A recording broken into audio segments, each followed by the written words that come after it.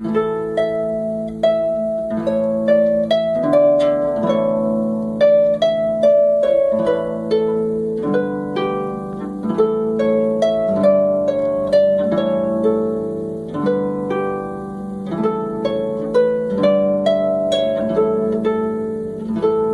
Passages, Episode 75, Relaunch The Argonauts, from Diodorus. Welcome to Legendary Passages, a thrice weekly podcast about Greek and Roman classical mythology. My name is Joel. I have been doing this podcast for several years now. I've always loved science fiction and fantasy and comic book superheroes, as well as history and religion. So I searched far and wide for podcasts about the old Greek heroes. There were a few gems like Mythology Translated and The Myths and History of Greece and Rome, but none that featured the ancient texts themselves, aside from LibriVox. The problem with reading classical mythology texts verbatim is that most of them are anthologies. Here's an overview of Theseus. Hercules performed his fourth labor here. The founder of this city was an Argonaut and sent his sons to the Trojan War, and so on. What we call mythology was their religion and common knowledge. Imagine future scholars coming across references to tooth fairies and Easter bunnies, or Spider-Man or Darth Vader, and trying to figure out what the heck we were talking about. The context and the stories are all but lost. Now, the stories are what I am interested in. My hope is to reconstruct something resembling the lost epics by presenting every known version of specific adventures in a rough chronological order.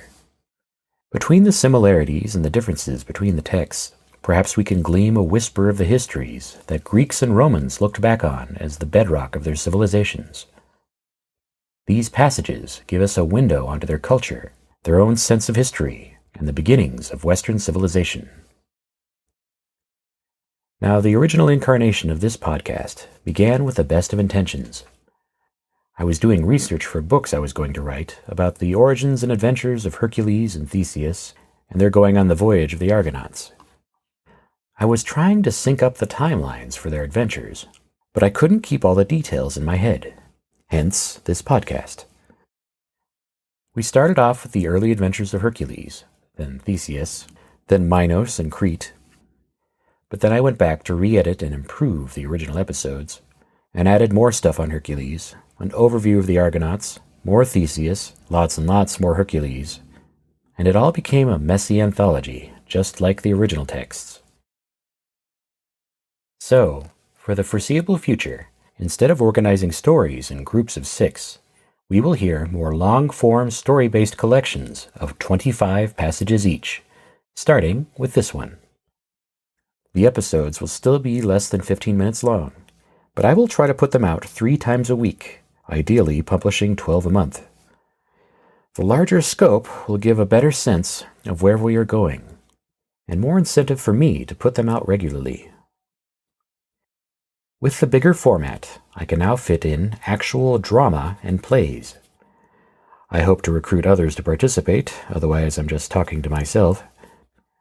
I will also be redoing previous episodes, likely with breaks in different places, just to keep the overall narrative intact. For the next 25 episodes, we will journey with Jason and the Argonauts, steal Medea and the Golden Fleece, return home to a kingdom in crisis, reenact the tragedy of Medea in Corinth, and end up in Athens just in time for the next 25 episodes on Theseus. This passage explores the multiple origins of the Golden Fleece, reveals that murder and dark magic run in Medea's family, and shows just how Jason stole the fleece and why Medea was willing to help him do it. The Argonauts, a legendary passage, from Diodorus Siculus, Library of History, Book 4, Sections 45 through 48. Translated by C. H. Oldfather. Aeetes, Hecate, and Circe. Since it is the task of history to inquire into the reasons for this slaying of strangers, we must digress these reasons briefly, especially since the digression on this subject will be appropriate in connection with the deeds of the Argonauts. We are told, that is, that Helios had two sons, Aeetes and Perses, Aeetes being the king of Colchis, and the other king of the Tauric Chersonese, and that both of them were exceedingly cruel. And Perses had a daughter Hecate, who surpassed her father in boldness and lawlessness. She was also fond of hunting, and when she had no luck, she would turn her arrows upon human beings instead of the beasts. Being likewise ingenious in the mixing of deadly poisons, she discovered the drug called aconite, and tried out the strength of each poison by mixing it in the food given to the strangers. And since she possessed great experience in such matters, she first of all poisoned her father, and so succeeded to the throne, and then, founding a temple of Artemis and commanding that strangers who landed there should be sacrificed to the goddess, she became known far and wide for her cruelty. After this she married Aeetes and bore 2 daughters, Circe and Medea, and a son, Aegialeus. Although Circe also, it is said, devoted herself to the devising of all kinds of drugs and discovered roots of all manner of natures and potencies, such as are difficult to credit, yet, notwithstanding that she was taught by her mother Hecate about not a few drugs, she discovered by her own study a far greater number, so that she left to the other women no superiority whatever in the matter of devising uses of drugs. She was given in marriage to the king of the Samaritans, whom some call Scythians, and first she poisoned her husband, and after that, succeeding to the throne, she committed many cruel and violent acts against her subjects. For this reason she was deposed from her throne, and, according to some writers of myths, fled to the ocean, where she seized a desert island, and there established herself with the women who had fled with her, though according to some historians she left both the Pontus and settled in Italy on a promontory, which to this day bears after her the name Circaeum. Aeetes and Medea. Concerning Medea, the story is related.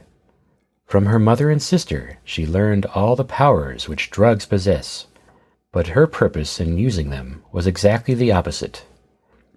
For she made a practice of rescuing from their perils the strangers who came to their shores, sometimes demanding from her father by entreaty and coaxing that the lives be spared of those who were to die, and sometimes herself releasing them from prison, and then devising plans for the safety of the unfortunate men. For Aeetes, partly because of his own natural cruelty, and partly because he was under the influence of his wife Hecate, had given his approval to the custom of slaying strangers. But since Medea, as time went on, opposed the purpose of her parents more and more, Aeetes, they say, suspecting his daughter of plotting against him, consigned her to free custody. Medea, however, made her escape and fled for refuge to a sacred precinct of Helios on the shore of the sea. The Argonauts and Medea. This happened at the very time when the Argonauts arrived from the Tauric Chersonese, and landed by night in Colchis at this precinct. There they came upon Medea as she wandered along the shore, and learning from her the custom of slaying strangers, they praised the maiden for her kindly spirit, and then, revealing to her their own project, they learned in turn from her the danger which threatened her from her father because of the reverence which she showed to strangers.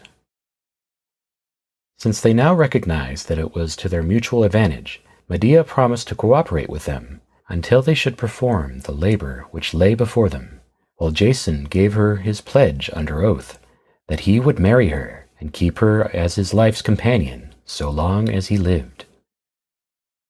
After this, the Argonauts left guards to watch the ship and set off by night with Medea to get the golden fleece, concerning which it may be proper for us to give a detailed account, in order that nothing which belongs to the history which we have undertaken may remain unknown. Phrixus, Aeetes, and the Golden Fleece. Phrixus, the son of Athamas, the myths relate, because of his stepmother's plots against him, took his sister Helle and fled with her from Greece. And while they were making the passage from Europe to Asia, as a kind of providence of the gods directed, on the back of a ram, whose fleece was of gold, the maiden fell into the sea, which was named after her Hellespont.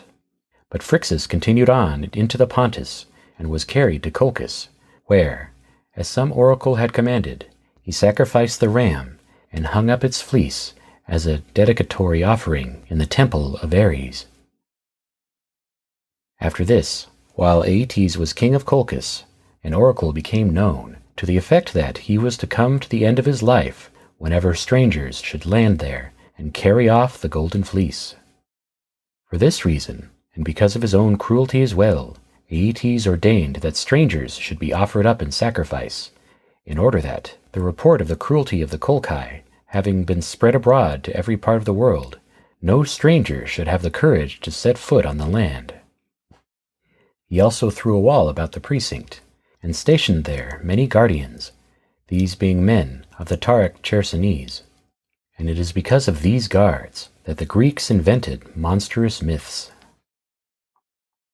For instance, the report was spread abroad that there were fire-breathing bulls, tauroi, round about the precinct, and that a sleepless dragon, Drakon, guarded the fleece, the identity of the names having led to the transfer from the men who were Taurians to the cattle because of their strength, and the cruelty shown in the murder of strangers having been made into the myth of the bulls breathing fire.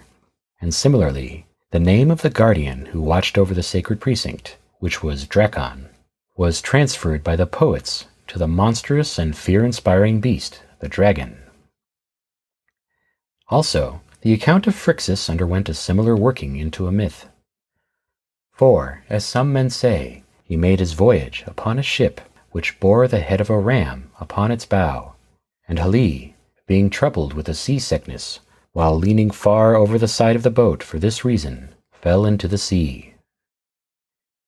Some say, however, that the king of the Scythians, who was a son-in-law of Aeetes, was visiting among the Colchi at that very time when, as it happened, Phrixus and his attendant were taken captive, and conceiving a passion for the boy, he received him from Aeetes as a gift, loved him like a son of his own loins, and left his kingdom to him. The attendant, however, whose name was Creus, Ram, was sacrificed to the gods, and when his body had been flayed, the skin was nailed upon the temple, in keeping with a certain custom. And when later an oracle was delivered to Aeetes, to the effect that he was to die whenever strangers would sail to his land and carry off the skin of Creus, the king, they say, built a wall about the precinct and stationed a guard over it.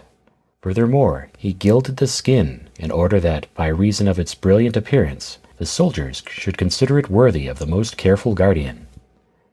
As for these matters, however, it rests with my readers to judge each in accordance with his own predilections.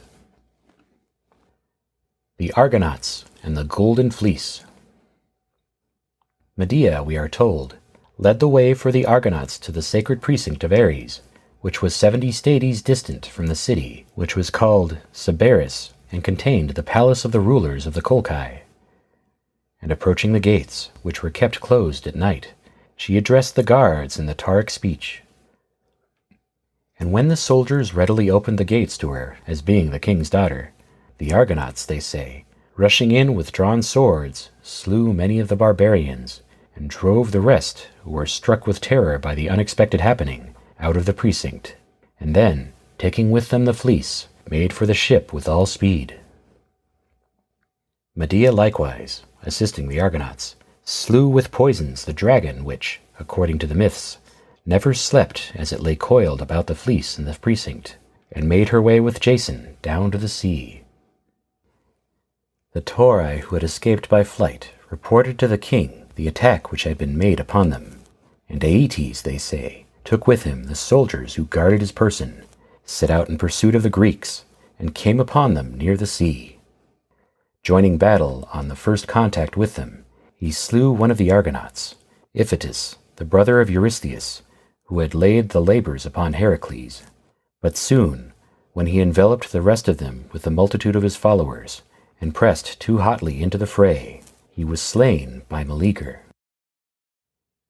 The moment the king fell, the Greeks took courage, and the Colchi turned in flight, and the larger part of them were slain in the pursuit.